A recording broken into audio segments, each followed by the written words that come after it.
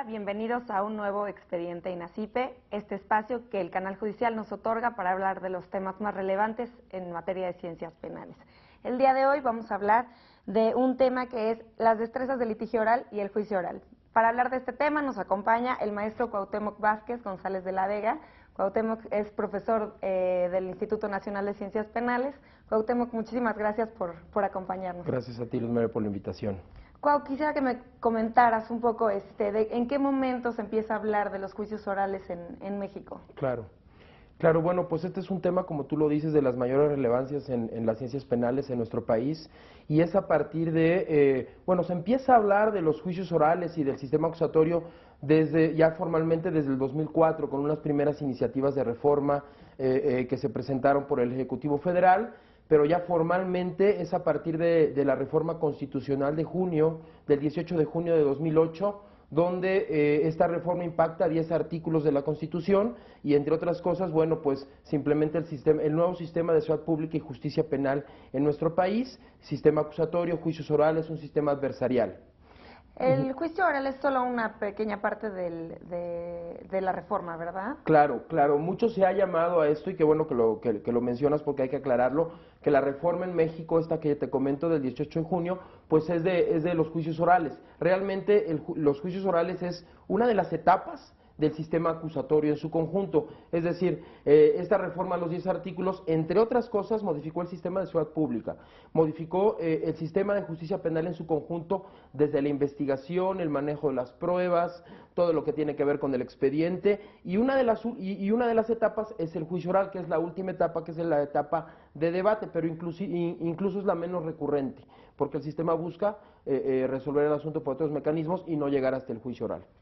Bueno, ya adentrándonos en lo que es el juicio oral, ¿me podrías platicar de una manera generalizada cuáles son las etapas del juicio oral? Claro, este sistema acusatorio que comentamos tiene 3 etapas fundamentales. La primera etapa es una etapa de investigación, que esta etapa de investigación a su vez se subdivide en dos fases. Una fase, dicen algunos, desformalizada o administrativa, o incluso etapa policial de la investigación, donde la policía y el Ministerio Público, auxiliado con los peritos, se encargan de hacer la primera indagatoria, recabar las fuentes de prueba, los indicios, contrastar estos y armar una primera versión, se dice ahora en el sistema acusatorio, una primera versión de teoría del caso. Esa es la primera fase de la investigación, y cuando el Ministerio Público ya está listo, cuando siente que tiene elementos suficientes para ir ante un juez de control, bueno, pues entonces formaliza la investigación.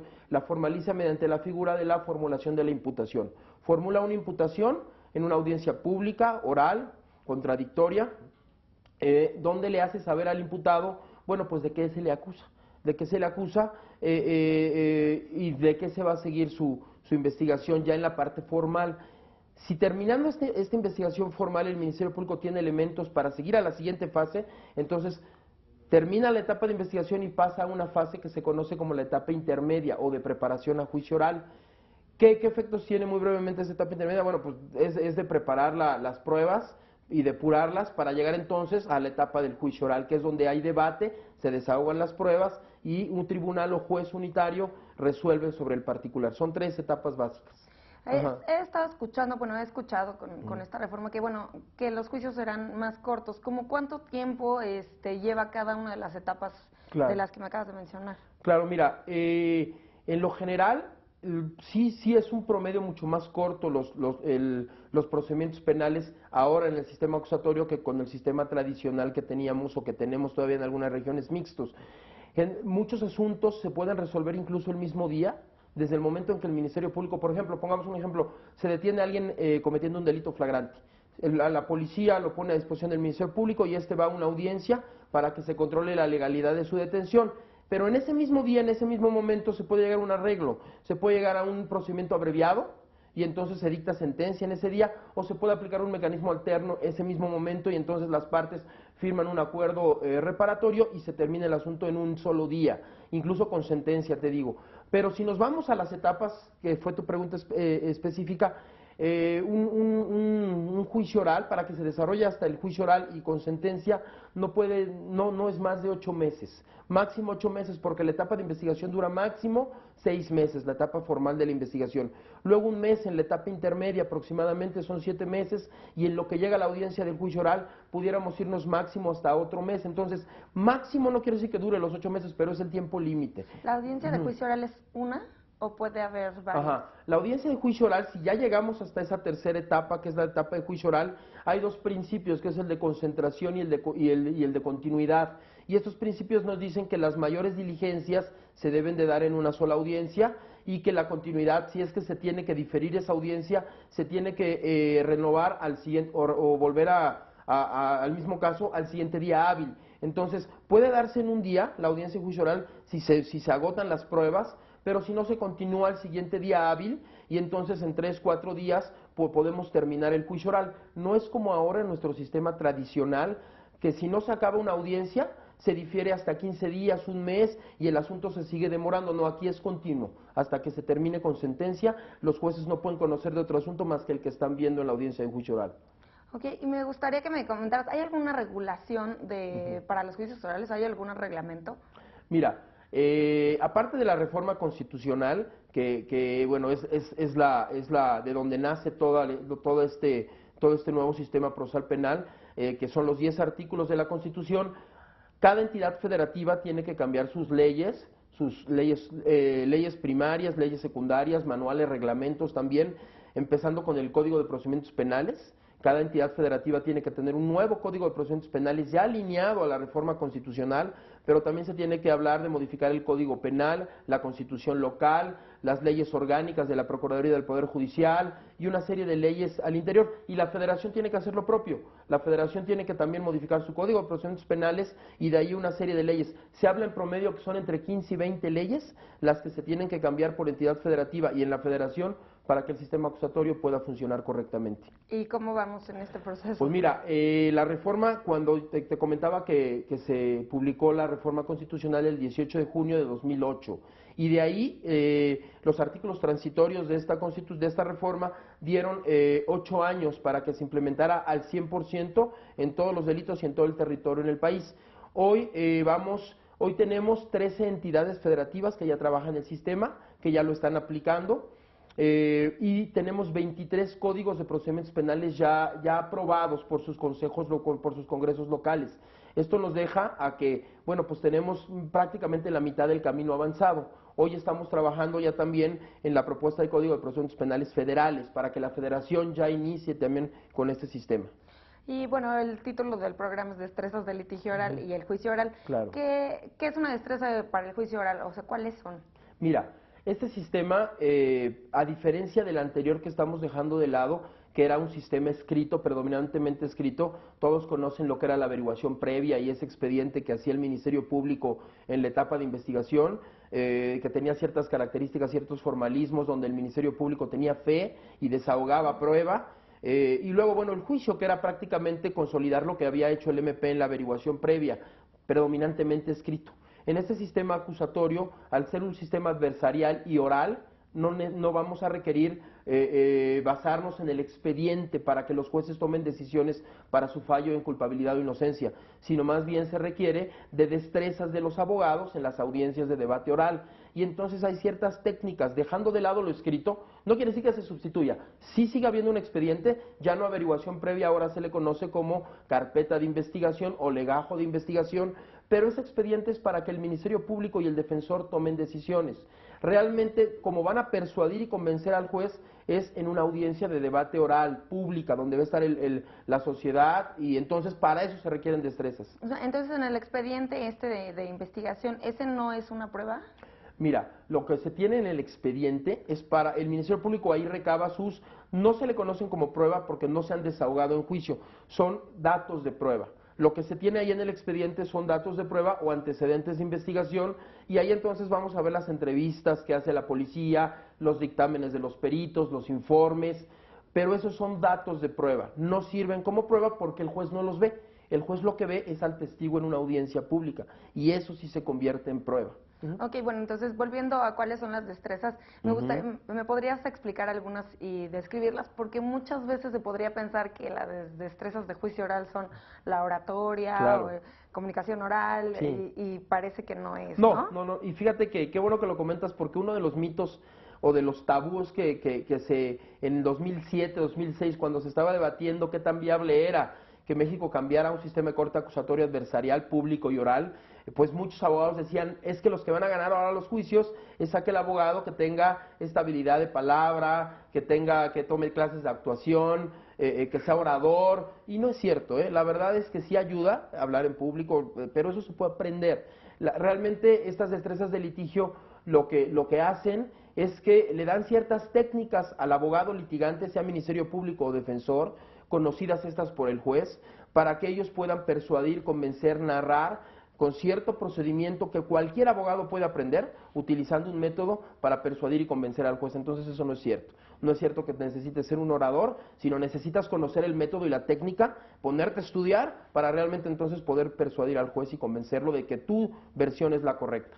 Y dentro de las destrezas estaría eso, el conocimiento del juicio, Del, bueno, del tema, claro, claro, del caso.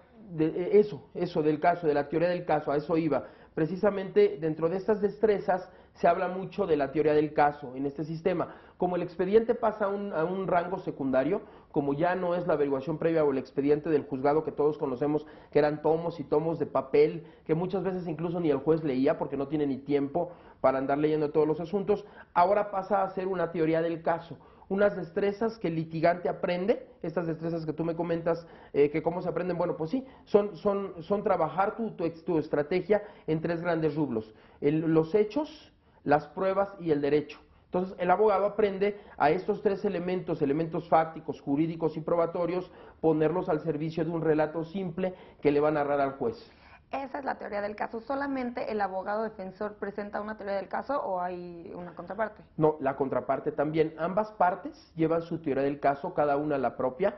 El Ministerio Público en esta etapa de investigación con la policía empieza a armar su teoría del caso, empieza a ver qué hechos ocurrieron, qué pruebas tiene para poder acreditar esos hechos y si esos hechos se enlazan en una teoría jurídica, si realmente constituyen un delito o no es un delito. Entonces, el MP arma su primera versión de teoría del caso en la etapa de investigación, pero el abogado defensor, la defensa pública o privada, también en base a lo que está haciendo el MP, arma su teoría del caso, arma su estrategia de litigio también la defensa, con lo que está haciendo el MP y ve, ahora el abogado defensor se va a acostumbrar o se tiene que acostumbrar a también investigar para también recabar fuentes de prueba y poderlas expresar. Después quisiera que profundizáramos un poco en Claro. la teoría del caso, pero hablando todavía del juicio oral en general, me gustaría que me comentaras cuáles son quiénes son los que participan, los actores en el juicio oral, y si hay algunos que sean, que tengan que estar a fuerza o algunos que sean, Claro. pues, no sé, ¿no? Sí, que no siempre sean tengan que estar. eventuales. Mira, Exactamente. los operadores que tienen que estar siempre en la audiencia, en las audiencias, cualquiera que fueran estas audiencias, investigación, intermedia o juicio oral, siempre tiene que haber inmediación, es decir, que esté un juez y que estén las partes presentes, Ministerio Público y defensor, siempre, y un defensor técnico, abogado titulado. Tiene que estar también siempre el imputado, la persona a la cual se le está imputando el hecho o a la cual se está acusando de haber cometido cierta conducta delictiva.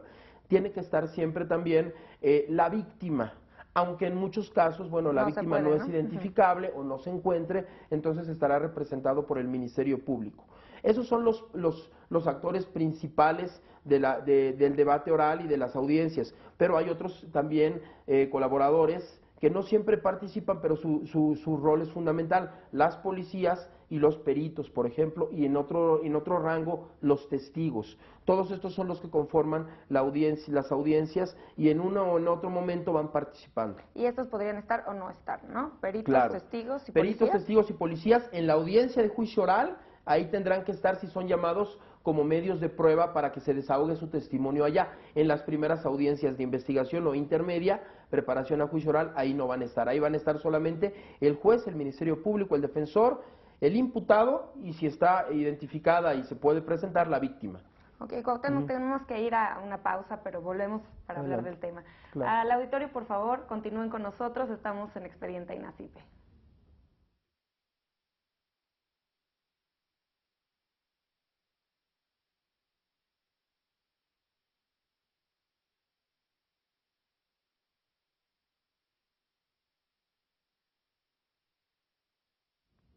Gracias por continuar con nosotros en Expediente INACIPE. Les recuerdo que pueden estar en contacto con nosotros a través de las redes sociales, los números de teléfono que aparecerán en sus pantallas, así como en nuestro Twitter, que es @expediente_. Queremos saber sus comentarios y sugerencias para el programa. El día de hoy estamos hablando de las destrezas de juicio oral y el juicio oral. Y Cuau, regresando, estábamos platicando de los participantes en el juicio oral. Retomando un poco, me gustaría saber con qué información tienen que llegar, que tanto el juez, el Ministerio Público, el defensor y, pues, en su caso, los peritos y policías y testigos. En este sistema adversarial acusatorio que estamos platicando y que es nuestro tema, a diferencia del sistema anterior donde todo el mundo llegaba con el expediente y incluso el juez conocía el expediente desde el principio, acá no, acá el juez llega sin ninguna información. Ya con la información básica solamente de los datos de los que van a participar y de qué se trata la audiencia, pero en sí la información sustancial del asunto no la conoce el juez, no tiene el expediente. Los que sí lo tienen, sí tienen esta carpeta de investigación son las partes. El Ministerio Público, por supuesto, porque es el que la va generando, la va creando y se lo tiene que comunicar al defensor en un momento oportuno para que éste se prepare para sus audiencias. Entonces, el defensor se lo comunica al imputado, le explica de qué va a tratar todo el debate en la audiencia y el MP llega también conociendo su expediente y su estrategia, su teoría del caso para presentarlo en las distintas audiencias. El juez va a estar a lo que le dicen las partes, entonces el juez no conoce el asunto antes de empezar la audiencia. Ok, ya yéndonos a la etapa del juicio como tal, ¿cómo comienza? ¿Quién lo comienza y cómo va, no? Claro, si ya llegamos a la etapa de juicio oral, que es la tercera, que es la menos recurrente porque lo que el sistema acusatorio busca es que los asuntos se resuelvan antes de llegar a esa etapa de juicio oral, antes mediante un mecanismo alterno o un procedimiento abreviado. Pero si ya llegamos a la etapa de juicio oral, quiere decir que ya pasó la etapa de investigación, la etapa intermedia, y entonces empieza la etapa de juicio oral con la lectura. Un auxiliar del juez o de los tres jueces, dependiendo del asunto, da una lectura a lo que se conoce como el auto de apertura a juicio oral.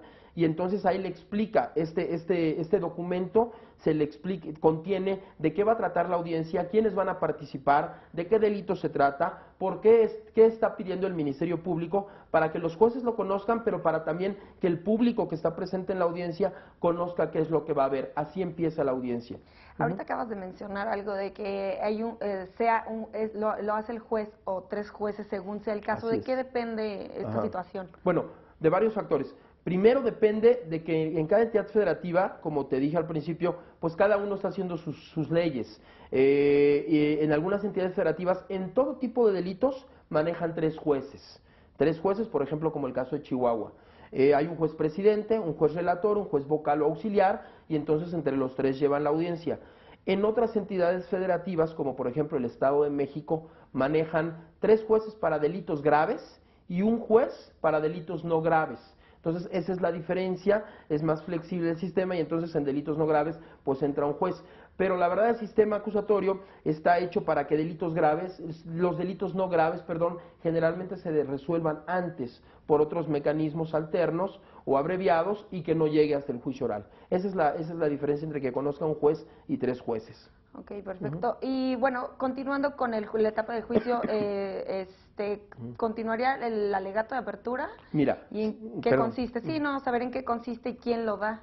Después de esto que te comentaba del auto de apertura al juicio, se le da la palabra se presentan las partes, todo el formalismo, el juez presidente, si es que hay tres jueces, o el juez unitario, explica de qué va a tratar la audiencia, y sí, como tú bien dices, se le da la palabra primero al Ministerio Público o fiscal, para que se haga cargo de la acusación.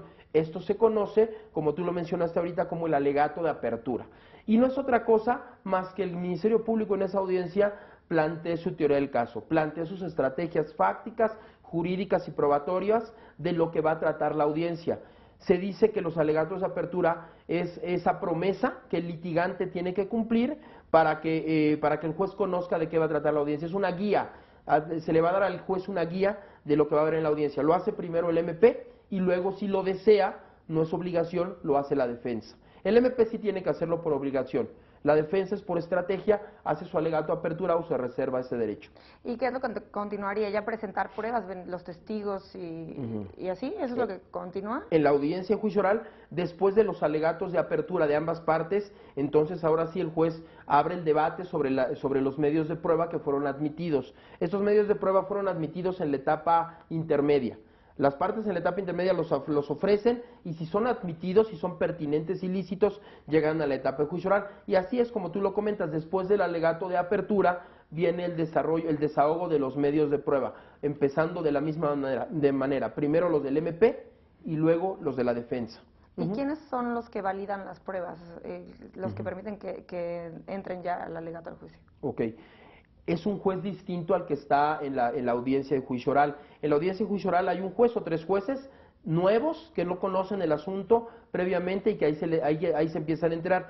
Pero hay un juez que se conoce como juez de control, que es un juez previo a esta audiencia, que participa uno en la etapa de investigación y otro juez de control en la etapa intermedia, y es el juez de control de la etapa intermedia el que toma la decisión qué pruebas de cada una de las partes van a ser admitidas para juicio oral. ¿En base a qué? En base a que sean pruebas pertinentes, que guarden relación con los hechos, que sean pruebas obtenidas con medios lícitos, que no violenten derechos humanos de las partes y que respeten las reglas de la cadena de custodia, manejo de la evidencia. Entonces, esas pruebas son las que pueden llegar al juicio oral. ¿Y cuáles son? ¿Me podrías comentar algunos tipos de prueba y cómo se presentan en el juicio? Claro. El sistema acusatorio, y es algo también de lo nuevo, de lo interesante, no tiene lo que se conoce como la prueba tasada, las pruebas que de cajón tenían que estar establecidas para las partes y entonces ya tenían incluso hasta un cierto peso o valor. Ahora hay libertad probatoria, las partes pueden llevar cualquier medio de prueba.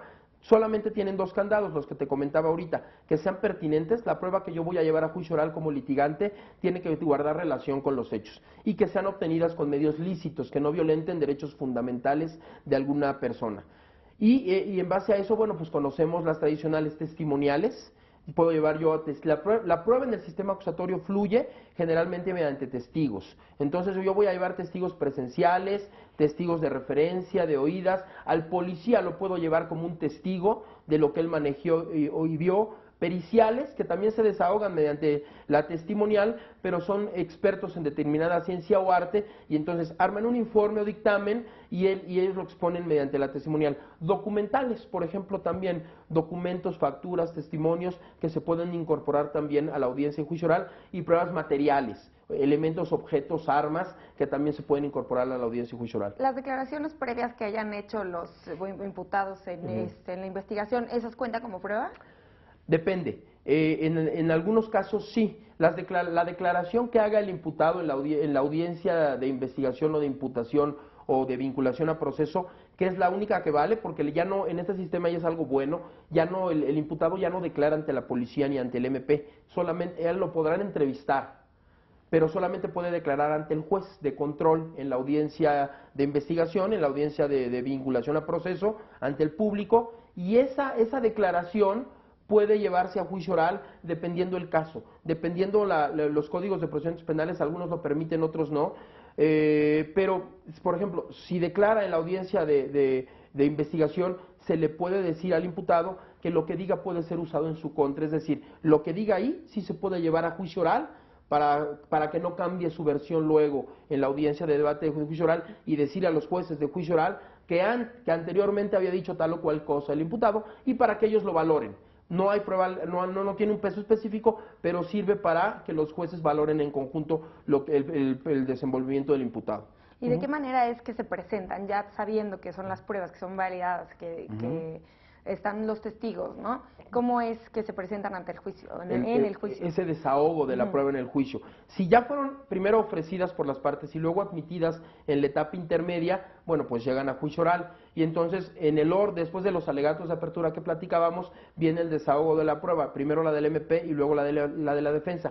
No hay un orden rígido, pero sí cada parte debe de llevar, en base a su teoría del caso, a su estrategia, el orden como va a presentar las pruebas. Si no lo llevan, el juez lo impone, el juez pone el orden, pero generalmente lo que se aconseja es que cada una de las partes lleve en qué orden va a presentar a sus testigos, peritos, policías, y los expertos nos dicen que y esas son técnicas de litigio, que hay que abrir y que hay que cerrar con las pruebas más fuertes, ¿no? Y dejando en medio las que tengan ciertas debilidades o no sean tan contundentes.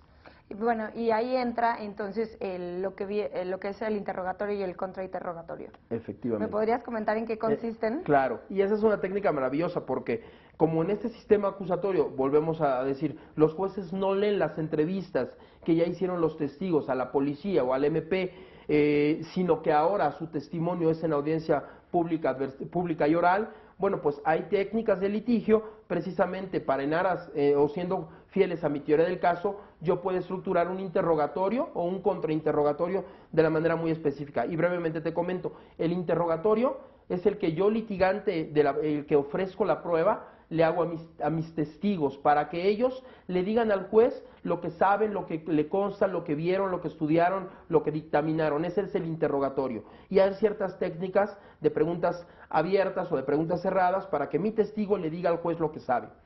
Y hay por el otro lado el contrainterrogatorio. El contrainterrogatorio tiene una cuestión de estrategia más puntual porque no es a mis testigos al que yo le aplico el contrainterrogatorio, sino es a los testigos de la parte contraria. Una vez que aquellos testigos declararon en juicio, yo tengo derecho a contrainterrogarlo. Por eso el sistema tiene un principio que se conoce como el principio de contradicción. Ah, bueno, tú ya llevaste tu prueba, pero ahora yo le quiero hacer ver al juez que tu prueba tiene errores, inconsistencias, deficiencias, y para eso yo contrainterrogo al testigo de la parte contraria con preguntas sugestivas para hacerlo caer en contradicciones y en errores y que el juez valore todo este entorno. ¿Qué es una pregunta sugestiva? ¿Cuál sería la diferencia entre una pregunta cerrada, que yo entiendo que es que te contesten si no? Claro, la pregunta cerrada, que es la que yo le puedo hacer en una de las dinámicas del interrogatorio directo a mis testigos, yo le pregunto, por ejemplo, ¿a qué hora llegaste tú a la escena del crimen? A las 8. Esa es una pregunta cerrada porque me contesta solamente lo que yo le pregunté y no da lugar a que se explaye, porque si no sería pregunta abierta. Y tiene solo una respuesta. Y tiene solo una respuesta. La pregunta sugestiva también tiene solo una respuesta, pero como tú lo indicas, la pregunta sugestiva es sí o no. Yo le pongo en la boca al testigo la respuesta. No le voy a preguntar a qué hora llegaste, sino le voy a preguntar, llegaste a las 8, y él me va a contestar sí o no. Y entonces esa es la pregunta sugestiva. Esa es la que yo no le puedo hacer a mis testigos en un interrogatorio directo, porque se supone que la información tiene que fluir del testigo al juez. Pero sí se la tengo que hacer en los contrainterrogatorios a los testigos contrarios, y esa sí es admitida, porque yo lo que quiero precisamente es que vea que ese testigo es mentiroso, que está falseando información o que su dicho no concuerda con lo que dice otro. Y entonces yo le pregunto a qué hora llegaste, de qué color era el vehículo, a qué cuarto entraste, de qué color era el suéter. Esas son preguntas cerradas en el interrogatorio directo. Pero a los testigos en los contrainterrogatorios yo le voy a preguntar, el suéter era rojo, el vehículo era un Volkswagen tal, y él me va a contestar sí o no. Esas son las preguntas sugestivas. Ok, ahí el abogado hace la descripción y el otro nada más tiene que decir si sí o si no. Sí o si no, así es. Y bueno, ahorita nos estabas comentando que son técnicas de litigio, pero también me decías, tiene que hacerlo así. ¿Es opcional o debe de ser así? ¿Hay una obligatoriedad de que sean las preguntas planteadas de esta manera?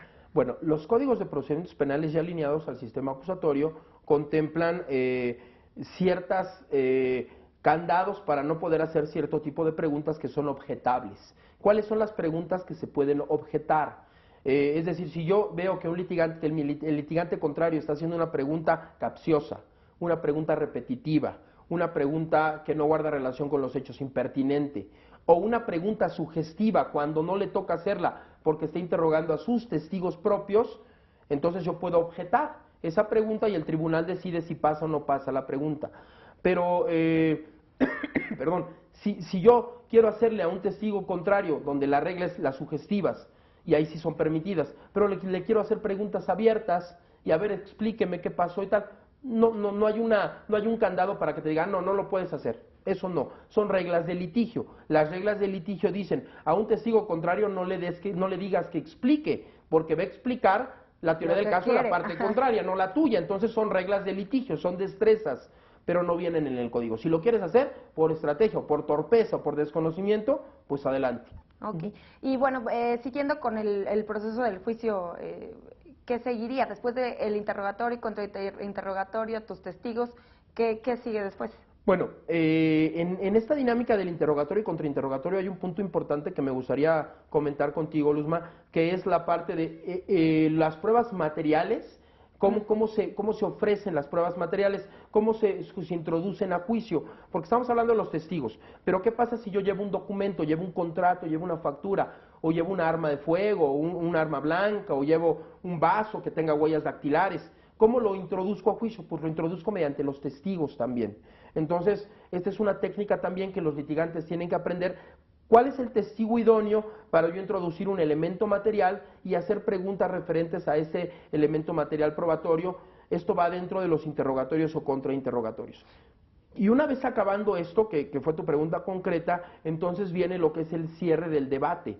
Ya vienen los alegatos de clausura a manera de conclusiones, donde las partes van a hacer un cierre estratégico de su teoría del caso.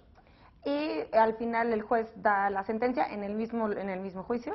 Mira, sí, este alegato de clausura que yo te comento son el resumen de la teoría del caso de ambas partes, explicarle al juez por qué tiene que por qué tiene que dar el fallo a mi favor, ¿verdad? Porque fui coherente con mi teoría del caso, porque pude persuadir, convencer, narrar de manera efectiva y le hago ver las debilidades de la parte contraria. Ese es el alegato de clausura de ambas partes. Y finalmente, como tú lo comentas, después de este alegato de clausura, donde el juez les va a decir a los litigantes, tienes 10 minutos para tu alegato de clausura o tienes 15, dependiendo el asunto, después ahí viene lo que el juez se retira o el tribunal se retiran a deliberar para dar el fallo. Y se presenta en el momento. En caso de que fuera, no sé, una sentencia condenatoria, ya sigue el proceso, que sí. Varía dependiendo los códigos también, dependiendo las entidades federativas, se retiran a deliberar los jueces, es una deliberación en privado y continua hasta por 48 horas. O sea, pueden deliberar, algunos códigos dicen 24, otros 48 horas, deliberando para llegar a un fallo sobre culpabilidad o inocencia, que no es la sentencia todavía, es un fallo preliminar apenas, y esto entonces también lo explican en audiencia pública. Los jueces dicen, bueno, pues antes de las 24, antes de las 48 horas, nos vemos otra vez en la audiencia y aquí decimos nuestro veredicto, culpable o inocente. Si es como tú dices, inocente, bueno, pues dentro de los 5 días siguientes, se cita una audiencia para lectura y explicación de la sentencia absolutoria. Pero si es culpable, si el fallo fue de culpabilidad, dentro de esos 5 días siguientes también viene una audiencia para el desahogo de los medios de prueba que tengan que ver con el quantum de la pena, porque ya fue culpable, pero ahora hay que ver qué pena le ponemos y cuántos años de prisión, cuánto lo vamos a condenar a reparación del daño, y para eso también viene desahogo de prueba. Entonces, una audiencia para el desahogo de la prueba en cuanto a la punibilidad y la reparación del daño. Yo regresando un poquito, me estabas hablando de la prueba material. ¿En qué consiste la prueba material? ¿Son todos los objetos que se encontraron en la escena del crimen o cuáles son? La mayoría de las veces es esto. En la etapa de investigación en este sistema acusatorio, y esto los que nos dedicamos a la capacitación y a la profesionalización de las policías y el Ministerio Público, ponemos mucho énfasis en esto, que ahora para poder presentar esa prueba material y que tenga valor en juicio oral y que pueda tener un impacto en mi teoría del caso, pues tiene que haber lo que se conoce como la cadena de custodia de esa arma, de esos documentos, de esas ropas, para que se empiecen a preservar en todo el procedimiento, en todo lo que dura el procedimiento y el proceso, y se puedan llevar a juicio oral y causar convencimiento en el juez. Entonces, desde ahí tiene que ver la preservación del lugar de los hechos, el método de fijación, levantamiento, embalaje, los registros de cadena de custodia, dónde se van a presentar, en qué bodegas de resguardo de evidencias se van a presentar las mismas para que no pierdan su valor probatorio, qué dictámenes se le practicaron a esos elementos materiales, y entonces los pueda yo presentar en juicio para que el dicho de un perito, por ejemplo, se fortalezca llevando el elemento material del cual hizo su dictamen. Ese es el objetivo, pero para que yo pueda hacer esto, tengo que trabajar la cadena de custodia. Bueno, quisiera tocar, ahora que tenemos que ir a un corte, pero ahora que volvamos sobre la prueba material, hay una prueba que le llaman la prueba demostrativa. Cuando volvamos, me gustaría que me comentaras un poco de esto. Al auditorio, por favor, continúen con nosotros, estamos en Expediente INACIPE.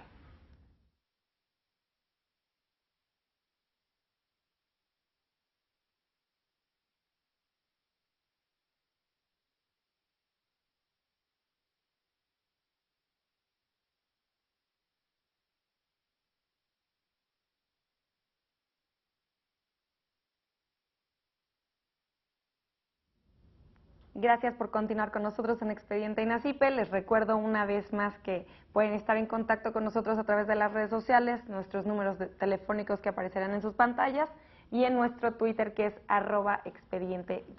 Queremos saber sus comentarios y sugerencias acerca de los temas y los programas que estamos transmitiendo. Estamos hablando de las destrezas de litigio oral y los juicios orales.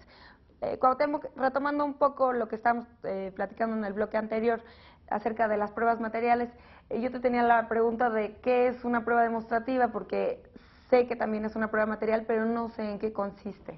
Bueno, acá platicábamos antes del corte también referente a este trabajo de las pruebas, que las partes tienen, por un lado, libertad probatoria, pueden presentar cualquier medio de prueba que les sirva a su teoría del caso, siempre y cuando estas sean lícitas y pertinentes, y por el otro lado, los jueces también tienen lo que se conoce como la libre valoración de la prueba. Ellos valoran la prueba, afortunadamente no se les tasa un valor específico, no hay prueba plena, no hay prueba que tenga que ser contundente, simplemente es algo que los jueces ven a relación de la estrategia que las partes van presentando. Y esta prueba demostrativa que comentas tiene que ver mucho con el manejo idóneo que haga las partes que lo van a llevar a juicio oral. Tiene que causar una demostración entre el elemento que yo estoy llevando a juicio con mi teoría del caso. ¿Qué quiero probar yo con ese elemento? Y entonces hay pruebas directas que tienen este carácter demostrativo contundente, que guardan una relación directa con los hechos, por ejemplo, un dictamen, un casquillo de bala percutida por el arma homicida, guarda una relación directa con el dictamen en balística, y eso entonces, ese elemento material, es una prueba demostrativa contundente. Hay otras pruebas que no lo son tanto, que son pruebas de referencia, que son dichos de ciertos testigos, por ejemplo, pero que no traen ese vínculo contundente que es el elemento material con el arma homicida y con el dictamen pericial. Entonces no es una prueba demostrativa directa, sino que es una prueba de referencia. Por ejemplo, la prueba de referencia, lo que un policía pudo haber oído de un testigo en la escena del delito, y luego ese testigo, bueno, no fue a juicio. ¿Por qué? Porque se perdió la vida, porque se cambió de residencia, porque no está ubicado, pero entonces el policía puede dar una prueba de referencia de lo que oyó, de lo que percibió en el lugar de los hechos. Entonces no es una prueba directa, contundente, pero puede servir en un todo, en un armónico de la teoría del caso. Me gustaría que profundizáramos en la teoría del caso. ¿Cómo armar una teoría del caso? ¿Cuáles serían los pasos básicos o lo más importante? Este punto es el más estratégico del nuevo sistema, y que los litigantes tienen que entender, que tienen que capacitarse para poder llevar una buena teoría del caso, porque esto sí no viene en los códigos, esto sí no viene en las leyes. La teoría del caso son cuestiones estratégicas, tómenlas o déjenlas, les decimos a los litigantes, pero si no las toman, pues les va a ir muy mal en las audiencias. La teoría del caso es esta técnica de lo que ya platicábamos ahorita, elementos fácticos, jurídicos y probatorios, para que yo pueda persuadir al juez de mi estrategia. Por ejemplo, los litigantes defensores tienen teorías del caso activas o teorías del caso pasivas, dependiendo la estrategia que tomen. Si yo tengo una teoría del caso activa, bueno, pues voy a llevar pruebas para tratar de refutar lo que dice el MP y desvirtuarlo. No fue así, sino fue de este otro modo.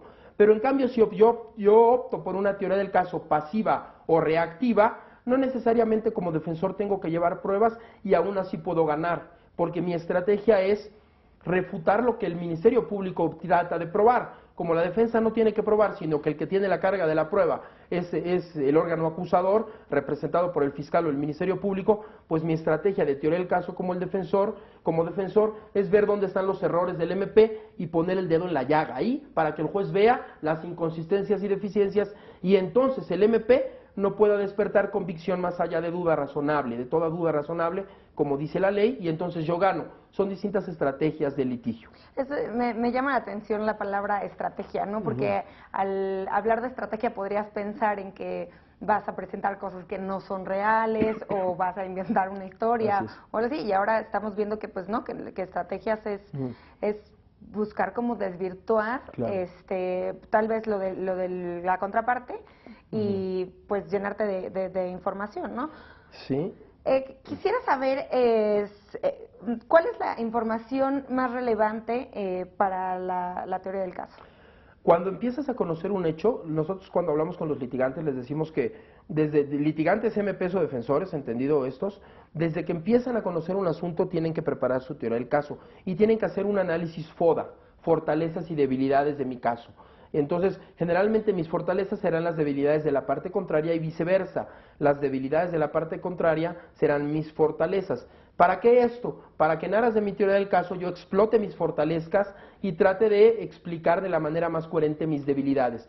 Y estas estrategias no es que yo invente algo, como tú decías, bueno, ¿a qué se refiere esto de estrategias? Se refiere a utilizar técnicas muy precisas para poder convencer al juez en poco tiempo de que mi versión de los hechos es la idónea, porque me voy a enfrentar a un litigante que trae su versión, y aquí no es que haya una buena y una mala, sino que hay versiones encontradas, por eso es un sistema adversarial, y por eso hay contradicción. Entonces aquí la idea es convencer al juez, que me cree el juez de que lo que ocurrió es la versión que yo le estoy dando. Y para eso llevo unos hechos, llevo una prueba y llevo cómo se entrelaza esto con la teoría jurídica. Pero la contraparte hará lo propio. ¿Cómo enlazar los hechos con la teoría jurídica? Eso me refiero al lenguaje. ¿Cómo hacer que...? Porque yo me imagino que, bueno, no sé, ni el imputado ni la víctima conocerán las terminologías jurídicas. Claro. ¿Cómo acortar ese espacio?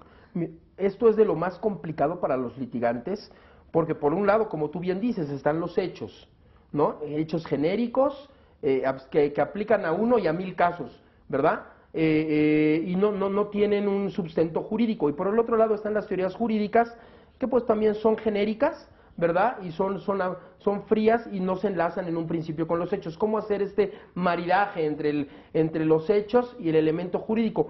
Hay unas técnicas o hay una manera de poder hacer esto que se conoce como las proposiciones fácticas. Estas proposiciones fácticas es lo que tú mencionaste ahorita. Los testigos, la víctima, el imputado, los testigos presenciales, no hablan en un lenguaje jurídico, hablan en un lenguaje común y corriente, coloquial. Juan entró a un bar, vio a Pedro, discutió con Pedro, sacó una pistola y lo mató. Así hablan los testigos. Bueno, ese es un lenguaje común y corriente, y para eso son proposiciones fácticas o afirmaciones de hechos que el litigante, al hacer el interrogatorio directo, le va preguntando y cuestionando estos puntos. El testigo, así como acabo de decir el ejemplo, va narrando, pero satisface elementos jurídicos. El juez, como es perito en derecho, va enlazando el dicho del testigo, estas afirmaciones de hecho o proposiciones fácticas, con los elementos jurídicos del tipo penal de homicidio o del tipo penal de lesiones. Entonces, el juez es el que lo traduce, no es el abogado. No es el abogado hace la pregunta. A ver, señor Pedro, dígame qué vio. Ah, pues vi cómo sacaba una pistola y le disparaba. Entonces, el abogado hace la pregunta específica mediante las proposiciones fácticas o afirmaciones de hechos para que se satisfagan los elementos jurídicos. Y el juez, al ser técnico en derecho, es el que dice, bueno, pues con esa conducta de que Juan sacó una pistola, disparó 3 veces, hirió a Pedro, se satisface los elementos objetivos, normativos y subjetivos del tipo penal de homicidio, de lesiones o del que corresponda, y es el que va haciendo ese trabajo. El trabajo del defensor será desvirtuar lo que está planteando ahí el Ministerio Público con sus testigos. Cuauhtémoc, continuando con el tema de la teoría del caso, ¿puede el abogado defensor o el Ministerio Público tener más de una teoría del caso? Bueno, como platicábamos hace un rato, no hay reglas escritas en esto, nada lo prohíben los códigos, pero la verdad es que por estrategia no se recomienda esto, porque si lo que aquí hemos estado platicando es que el Ministerio Público y la defensa, como litigantes estratégicos, técnicos, lleven una sola teoría del caso porque quieren persuadir y convencer al juez, si yo llevo 2 o 3 opciones, pues lo que voy a hacer es no causar convencimiento contundente en el juez. Es decir, imagínate un defensor que diga que su cliente no estaba en el lugar de los hechos de un homicidio, ¿no? O que sí estaba, si se logra acreditar que estaba, pues que sí estaba pero no participó. Ahí ya tenemos 2 teorías del caso distintas. O imagínate una tercera, bueno, sí participó, si se logra acreditar eso, pero lo hizo en legítima defensa. No, bueno, pues entonces el juez va a decir, ¿cuál de las 3 teorías, la que no estaba, la que sí estaba pero no participó, o la que sí participó pero lo hizo en legítima defensa, quieres que yo tome para tu teoría del caso, o para llegar a una estrategia? ¿O cómo vas a presentar tus pruebas? ¿Para que no estaba, para que sí estaba, o para que no lo hizo o sí lo hizo? Entonces no, lo recomendable es que sea una sola teoría del caso, una única teoría del caso, y esa yo le tengo que ser fiel en todo el desarrollo del procedimiento, ya dentro del proceso en sí, en las audiencias y por supuesto en la propia audiencia de juicio oral, para poder convencer. Si llevo varias, pues voy a dar dando tumbos, mi prueba no va a estar alineada a una sola y puedo entonces, bueno, voy a correr el riesgo de que no fallen a mi favor. Entonces el abogado tiene que estar casado con su teoría del caso y sus testigos también. Sí, claro. Sus testigos no es que los aleccione para que se alineen a una teoría del caso, sino más bien de lo que el testigo sabe y le consta a ese testigo, yo voy a tomar lo que me sirve para mi teoría del caso como litigante y entonces le voy a explicar a los testigos qué es lo que yo quiero de ellos en la audiencia de juicio. Eso se conoce como preparar a los testigos previamente a la audiencia. ¿Y eso es legal? Eso es legal. Lo que no se vale y lo que no es legal y lo que incluso sería contraproducente es que yo aleccione a los testigos antes de la audiencia y les diga que mientan o les diga que oculten cierta información o les diga que exageren o transgiversen la prueba. Eso no es legal. Pero y lo voy a pagar muy caro en litigio si hago esto, porque en el contrainterrogatorio el abogado contrario va a hacer ver estas inconsistencias y me va a ir peor. Pero lo que sí es legal y además se recomienda como destreza de litigio es que prepare a los testigos antes de la audiencia de juicio oral, para que sepan, recuerden lo que vieron, lo que le consta y sepan a qué van a la audiencia, incluso ensayar pregunta-respuesta. Ok, y bueno, dentro de los testigos existe un término que es testigo hostil. ¿Qué es un testigo hostil o qué tipos de testigos podrías tener tú como abogado? ¿Cómo los podrías clasificar? Claro. Bueno, tengo testigos, todos los testigos que yo voy a llevar son testigos presenciales de los hechos, pueden ser, por ejemplo, testigos de oídas o prueba de referencia que hablábamos, testigos expertos como pueden ser los peritos o los policías. Y cuando hablamos del testigo hostil, perdón, cuando hablamos de este testigo hostil es aquel testigo que yo tengo que llevar a juicio oral porque es, por ejemplo, un testigo presencial, vio los hechos, pero sé que no me va a ayudar a mí. Sé que no me va a ayudar, ¿por qué? Porque es amigo o guarda una relación con el imputado o tiene ciertos intereses, es socio, por ejemplo, comercial del imputado y entonces yo como Ministerio Público, pues lo voy a llevar a juicio porque no me queda de otra, a lo mejor es mi único testigo y lo tengo que llevar, pero sé que no va a cooperar conmigo en el interrogatorio directo. Entonces yo solicito al juez tratar a ese testigo como testigo hostil, ¿para qué? ¿Para qué efecto? Para que me permite el juez de juicio oral, esto se hace en juicio oral, me permite el tribunal o juez de juicio oral aplicarle las técnicas del contrainterrogatorio y entonces poderle hacer preguntas sugestivas de las que ya hablábamos antes y entonces que él me conteste sí o no lo que yo le estoy preguntando y así sacarle la información. Ese es el trato a un testigo hostil. Ok, me gustaría, ya que tocas el tema del contrainterrogatorio y el interrogatorio, volviendo un poco para profundizar con esto, ¿cuál sería una estructura o existe una estructura para aplicar el interrogatorio? Por supuesto que existe en técnicas de litigio, no existe en código, no existe en ley, otra vez son destrezas y son técnicas para persuadir y convencer. A un testigo, primero se le tienen que hacer preguntas a un testigo propio, preguntas de acreditación, quién es, a qué se dedica, por qué está aquí, es decir, ¿por qué el tribunal que no te conoce a ti testigo te tiene que dar credibilidad?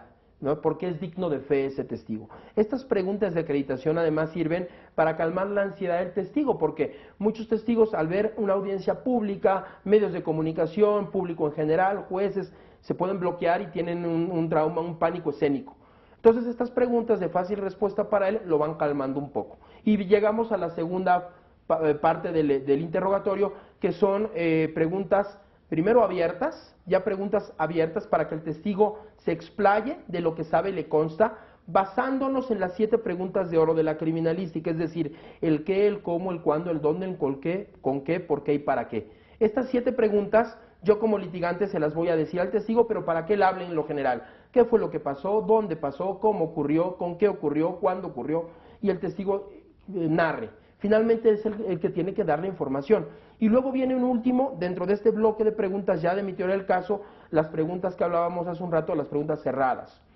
Ya quiero yo enfatizar mis proposiciones fácticas y entonces sí ya le hago al testigo preguntas cerradas sobre ciertos tópicos que me gustaría resaltar.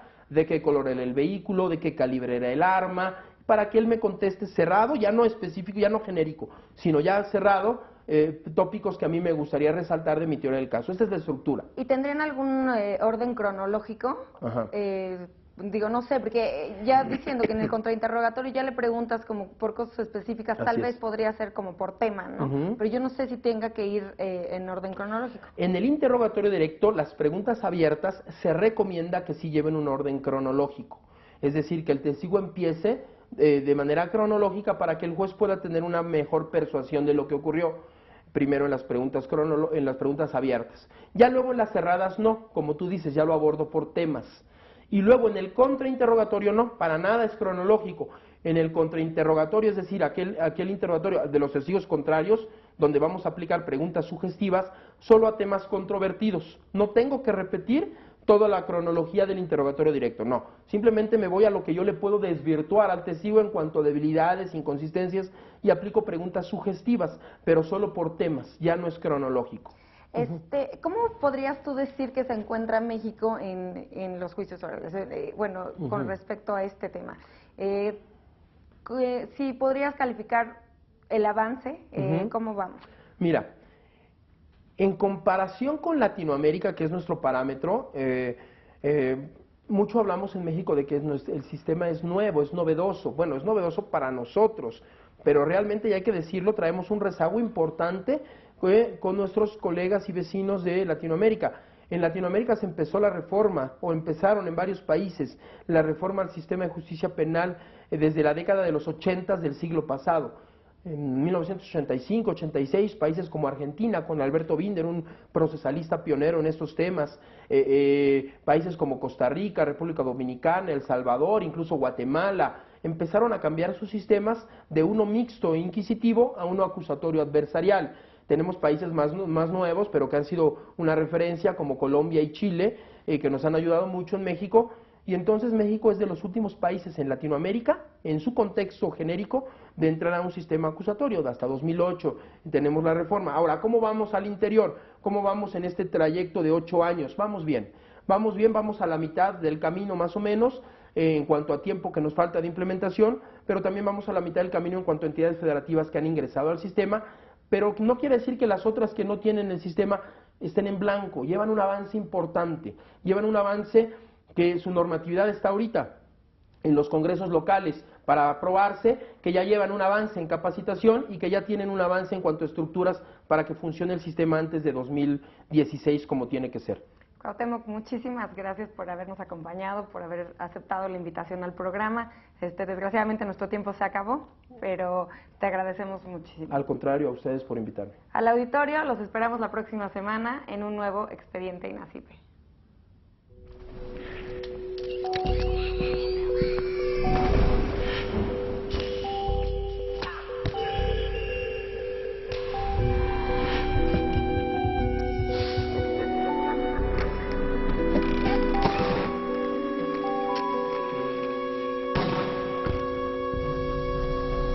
Yeah.